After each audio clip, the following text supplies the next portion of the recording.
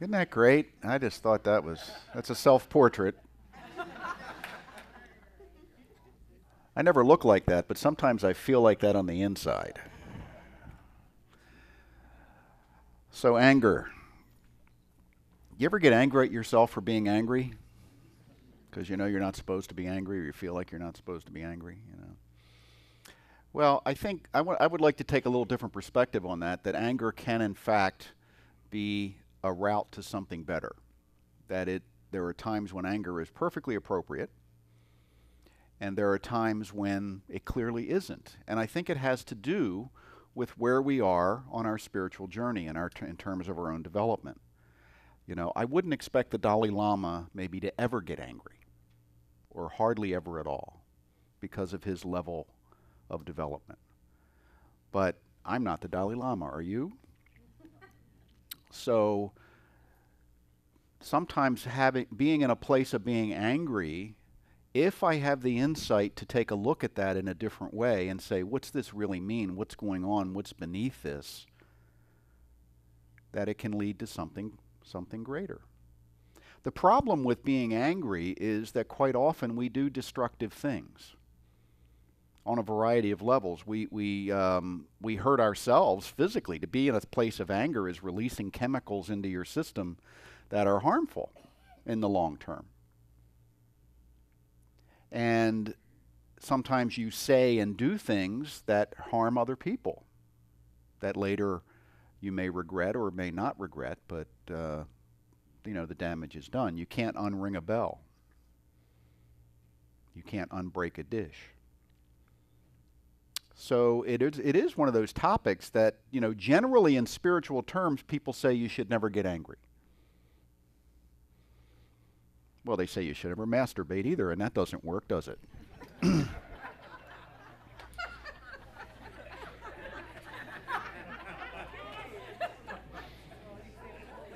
I sense I'm in your wheelhouse right now.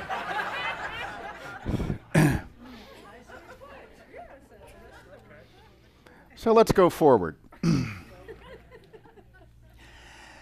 There's anger and there's aggression, and they're two different things.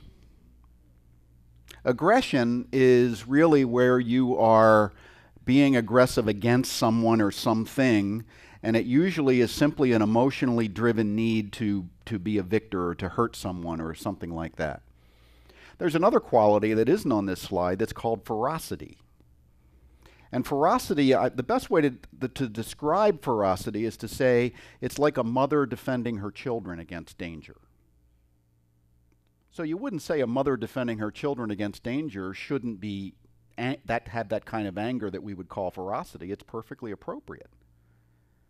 It's part of our evolutionary DNA to help us survive.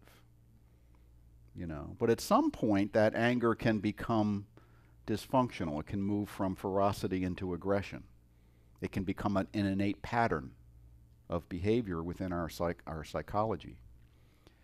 Jane Roberts said, "Birth is an aggressive action, the thrust outward with great impetus of a self from within a body into a new environment. Any creative idea is aggressive. Violence is not aggressive. It is instead a passive surrender to emotion which is not understood or evaluated, only feared." Life is filled with challenges. We grow through stress. We grow through moving through, and birth is the perfect example of that. When you're moving through any kind of a transformative experience, there's a stressful element to it. Your first day at school, your first day at boot camp if you're in the military, your wedding night, can be very stressful. There are certain expectations, usually misunderstood, right? Because somebody didn't get the talk.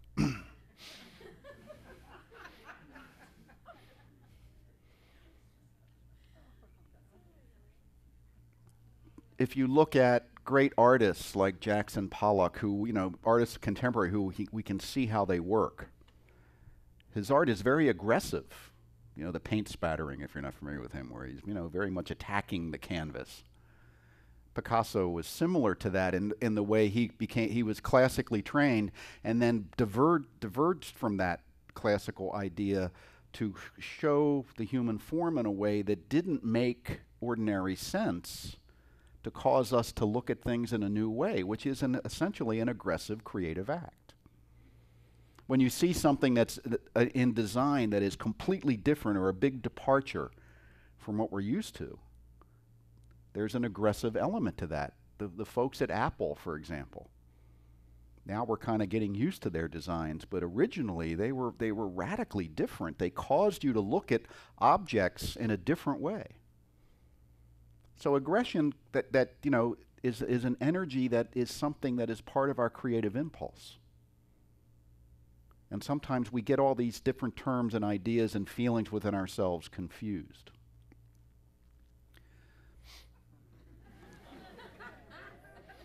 We have the capacity for anger pretty early in life. Isn't that a great look? You know, it's like Dad just dropped me or something. You know, dads get that look more than moms do, I think. And then they cry because they're related to you. But as a child, if we don't get our needs met, we don't have the language capacity, but we're emotionally driven beings at that point. And if we're not feeling good, we act out. We get angry, we get upset, we get frustrated. So that capacity is not something, the capacity for anger is within us. But what we get angry at, we learn. You see, because we'll be angry, you know, people, by the time you're first grade, you're getting angry at different things based on what was going on in your house or what was going on with your friends, you know. Some of us don't even think that by the time we're a kid, well, everybody's got a temper, you know. I came from a fairly restrained type of family, fairly. There was anger, but it was usually, you know, stiff upper lip kind of anger, usually, until it exploded. And then I had some friends who were just yelling at each other all the time. And I say, how come your family's so angry? We're not angry, we're Italian. But there was that kind of a cultural expectation that that's just the way it was in that particular family, you know. So we have that capacity very early on. Now sometimes we can transfer our anger to objects. It doesn't have to be a person. You know, that could be a flat tire, you know. But we don't get that many flat tires anymore, and we all yell at our computer, right? When it doesn't work or boot up, or when the internet connection drops down to 2 bars. And we get angry. The Buddha said your worst enemy cannot harm you as much as your own unguarded thoughts. Your own unguarded thoughts. Those thoughts that we don't filter. Now, on the other hand, those thoughts that we don't filter can be a great teacher for us if we're willing to listen to them from that viewpoint, to really look at, why did I get angry? Why am I upset? What's going on with me? What am I, and normally anger at another is usually some form of self-anger being redirected. Quite often we get angry at other people because we feel somehow that we feel unexpressed or trapped. And it may or may not have anything to do with the other person. You know, we all know the old story of the person that comes home from work where the boss yelled at him and comes home and yells at the kids and kicks the cat.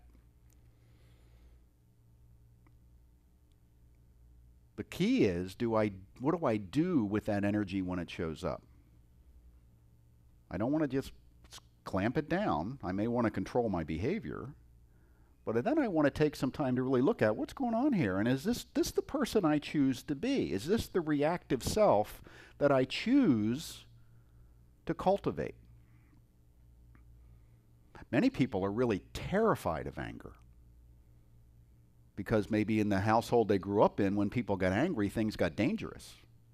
Things got violent. So there's a lot of energy going into making sure that no one's ever angry.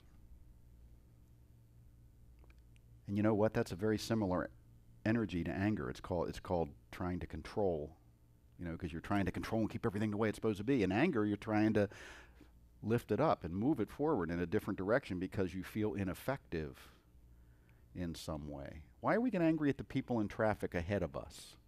We're never angry at the people behind us, unless they're tailgating. But the guy 25 cars back, you're not angry at him at all. The guy 25 cars ahead, he's ahead of me. He's where I want to be. And if he does anything to slow me down, he will feel my wrath. It's very interesting to notice, we were on the 405 taking the cat to the airport the other day. Yeah, there's a story there, but one of our cats was flying to Boston. He's thinking about going to college.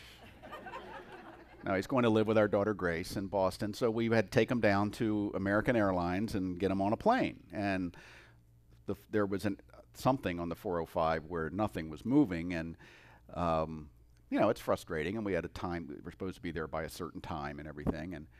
But I always find it's interesting when you're in that place to look around and see what the other drivers are doing. You know, some of them are handling it very well, and some of them are not. You know, there's lots of, you know, if the energy of the people would suddenly become visible, there'd be a lot of red in those traffic jams. You know, that would be kind of lighting things up. The cat got there fine, by the way. We did get there in time, and the universe just aligned. We got pulled up because we didn't have time to park because we were a little late. Pulled up, and there was one of those handy carts right there on the curb that we could just put the cat carrier on, and Dorian could take her right in, and I could go right around the airport and do some loops. So it was great. Eric Butterworth, a great Unity teacher, said, "You can't have a harmonious relationship and hold on to your resentment too. You can't hold on to your anger and bitterness and still have a healthy heart and a settled stomach." Have you noticed? Yeah. Yeah. So resentment, now let's look at resentment, because you got a lot of terms here. You got anger, you got aggression, you got ferocity, you've got resentment. Resentment is where it's like an emotional set where that might lead to anger and might be caused by anger, but it's not particularly anger in itself. It's resenting someone else's something. You might resent their attitude. You might resent that they're more successful than you. You might resent that they're 25 car lengths ahead of you. And resentment is something that we feel. It's very visceral. And, you know, there's the great saying, I've said it before, resentment is like taking poison and waiting for the other person to die. Because you think your resentment is getting them. But it isn't. It's all internal. You know, you're probably not very attractive while you're being resentful. You're not at your best. But it really doesn't do anything except it's sort of like, it's like simmering on the stove. And that heat keeps things going. And when you're in resentment, it's very easy to be triggered by other things. Something totally unrelated will happen and you'll fly off the handle. Because you've been walking around like a pressure cooker, you know, and the little thing on top that jiggles is stuck. And the pressure can't get out. And all of a sudden somebody does the wrong thing or says the wrong thing or looks at you the wrong way, and you raise their consciousness. Let me tell you a thing or two, right? And they're like, huh? What? You know, you've probably been on both the giving and the receiving end of those kinds of things. And neither side is pleasant. I just put this up to show that cats can be angry too. You should not put costumes on a cat. Okay, little life lesson there. I love that. Look at that stare. Look at that, man. But honey, you're a queen. People at peace with themselves simply don't act cruelly toward others. Harvey Stein said that. The other way of saying it is wounded people wound people. Resentment and those qualities that we internalize, the anger at other people, the desire to get even or to put someone in their place, or however we word it, is usually about our own stuff. It's about our own sense of insecurity, our own sense of being wounded, our own sense of being inadequate or feeling inadequate. We're not inadequate, but we can feel inadequate. When you look around the world at all the dreadful things that happen, from war down to what goes on behind closed doors in many homes, it's all wounded people doing that stuff. You know, study after study of people in prison shows that the last study I looked at, 89% of a prison population that they studied, which was a large scale study, had been seriously abused as children.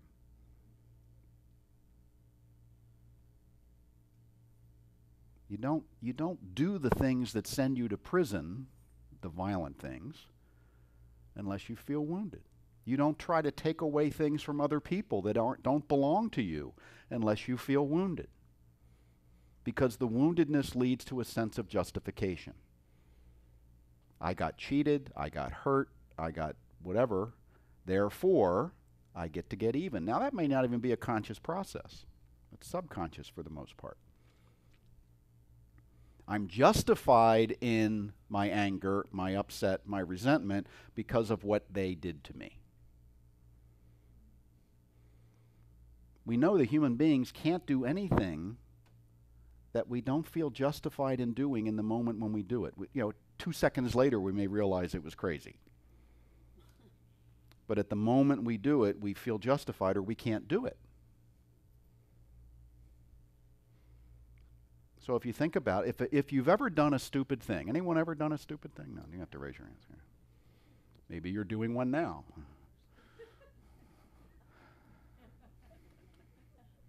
If you've ever done a stupid thing that you now see as a stupid thing, when you did it, you didn't think it was a stupid thing. You might have said, well, this probably isn't going to work out, but at that instant, it's like you might not have seen it being successful, but you sure felt righteously justified in the moment. That's just the way we are. The Buddha again, overcome the angry by non-anger, overcome the wicked by goodness, overcome the miser by generosity, overcome the liar by truth. Now, each of those, the angry, the wicked, the miser, and the liar, are within us. We all have those capacities. We have the capacity to be the most generous person on the planet or the most miserly. We have the capacity to be very peaceful or very violent. We have the capacity to be very truthful or very untruthful. And the way we overcome those urges to be on the negative side of those equations or those continuums is by activating the positive side in a conscious way. The way to end violence is to be peaceful. It takes great courage to be peaceful in the face of violence. It takes great courage to do that. Because violence generates a lot of fear. That's what terrorism is. Terrorism is violence committed to induce fear in a population or a group of people or whatever it is. Terrorism only works if the violence induces fear. And it usually does.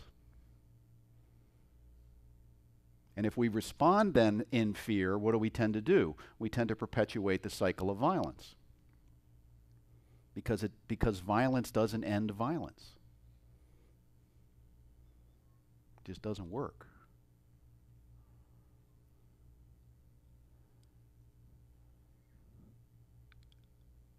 How do we overcome whatever it is in my life or in your life that is something that you say, you know what, this part of my life isn't working, or I'm very angry in this part of my life, or I'm very upset or sad or depressed. Depression, by the way, is a form of anger. It's anger directed inward as opposed to anger directed outward, which is usually termed to be aggression. When we're depressed, we're very angry at ourselves because of whatever circumstances we happen to find ourselves in that we feel helpless to deal with. But it is a form of anger.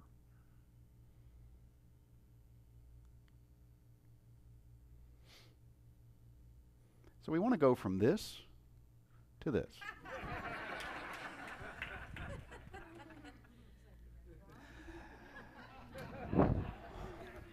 Now I have to admit that moment was greatly helped by an amazing Moroccan meal in Paris. But it's a sense of being in a place of, I would call it deep satisfaction. When I'm satisfied, I'm not angry, I'm not upset, I'm not pushing people away, I'm not trying to get even, I'm not resentful. I'm satisfied in the sense that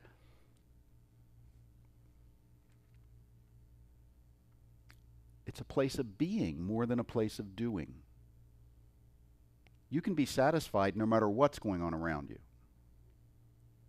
See, it's when we make we make our mood or our feeling state dependent upon circumstances outside of us, or whether other people agree with us, or whether other people support us, that we're in trouble. That's seeing your power as being outside of you. Well, how's your day going to go? I don't know. It depends on how people act. Well, you're screwed. Most of the time, at least half the time, right?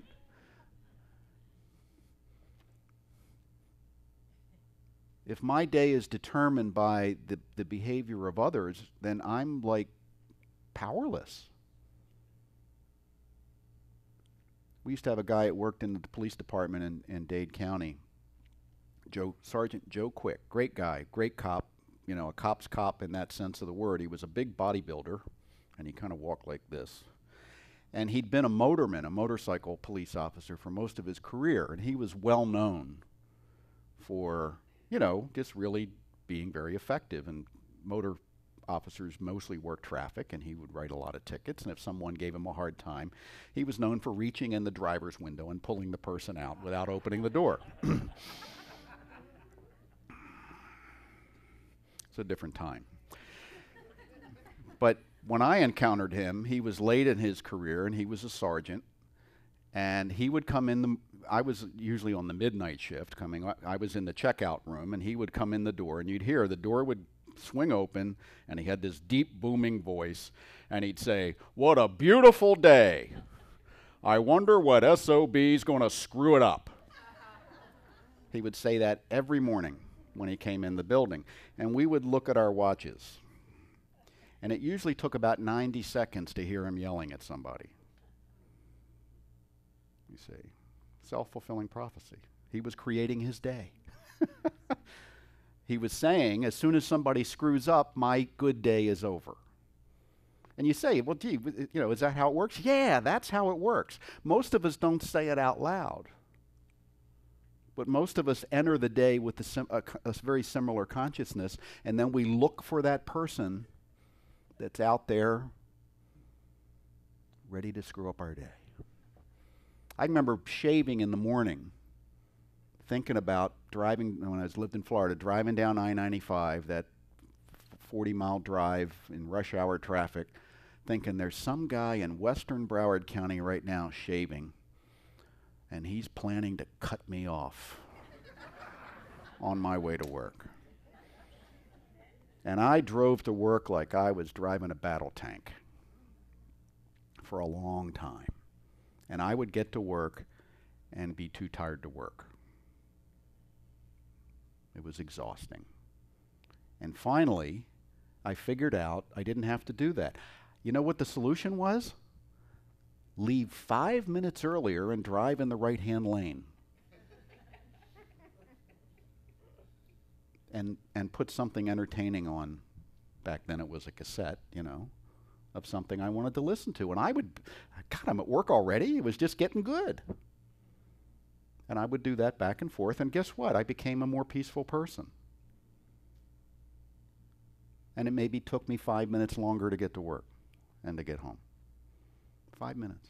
I was tearing myself up and being in battle mode to get 5 minutes. How silly. You know what that is? That's insane. That's not just silly, it's crazy. And it doesn't have to be traffic. You can battle the mailman. What time's the mail coming today? Yesterday it came at 1 o'clock. Today it's not coming till 2:30. It's just junk anyway. And junk and bills, what are you so excited about? You're waiting for that big check that's never going to come, right? This might be the day the big check comes. Who's going to write that big check? No idea. Or you do it with your kids, or you do it with your neighbors, or you do it with the people you work with, or the strangers in the grocery store. And we get angry because people just don't get it. They don't care. Back in my day, people cared. Well, when was that? You know, let's analyze. Let's look at the truth. Let's look at the truth of that. And people will usually say, the 50s and the 60s, everybody was in love. I say, yeah, you're white, right? Yeah. Ask an African American if that was their experience. Ask them if it is now. You see. But people were so kind. Really? Michael Beckwith, I was listening to him talk one time. He's talking about people say they want to save the world. Do you really want to save this world? He said, we need to transform this world. This world should not be saved the way it is. It's inadequate to support humans who can express love. Our world, our culture, our American culture is violent in an emotional sense. Every one of us encounters emotional violence every day. That's not acceptable. Shouldn't be. A lot of our anger is that we're so frustrated that we're living in a culture that is so angry. And we get angry about it and we contribute to it. I heard somebody in a shopping center parking lot yelling, I think it was something to do with a shopping cart, yelling at the top of her lungs that someone needed to be more peaceful.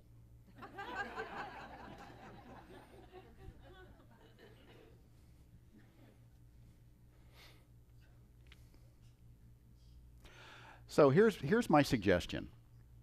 Every time you get angry in the next week, pay attention, just pay attention to what's going on, and imagine holding a mirror in front of yourself. Because that's who you're really yelling at. That's who you're really angry at. That's what's really going on. And maybe make a choice to reframe that energy to something closer to love. Something closer to accepting that, you know what, sometimes the clerk at 7-Eleven gives me the wrong change. You know what, sometimes there's a line at the gas station. You know what, sometimes traffic's backed up on the 405. I heard it happens. And then I'm surprised when it does, right?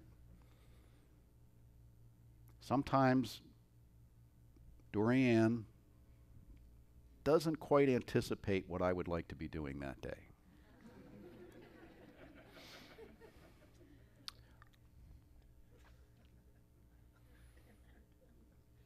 Once in a while. Sometimes you all don't give enough money.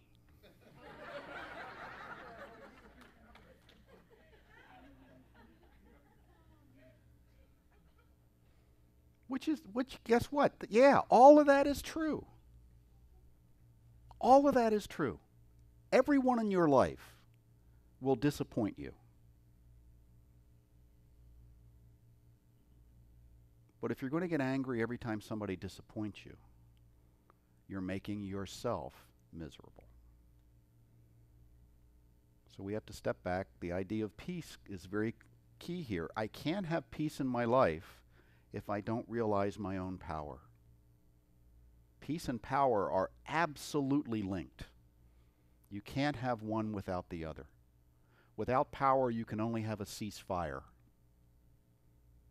which is a temporary cessation of violence with an anticipation that it will return. If I don't stand in my own strength, then I will get angry at the world, because the world isn't giving me what I want, and I think the world has what I want, and therefore if I don't get it, I don't get what I want, I don't get what I need, and my life will be a mess, when really that's not true. The only one that has what I want is me. The only one that can help manifest that is me. And the only way I can do that is to cooperate with the world. Not to buy into the negativity, but to be present as a force for peace and wisdom and love and joy, as best I can. And never give myself an excuse to fly off the handle at some poor person that just inadvertently did something. Or even if they intentionally did it, why give them that power in your life? So honor the anger in the sense of recognizing it's there. Don't try to violently get rid of your anger or beat yourself up over it. Look at it. Say, oh, look what's showing up today. Let me take a look at this. I want to be curious about it, because I want to change the energy. I want to transmute that energy into something closer to love as best I can in that moment. So that's what today's about. Thank you, and namaste.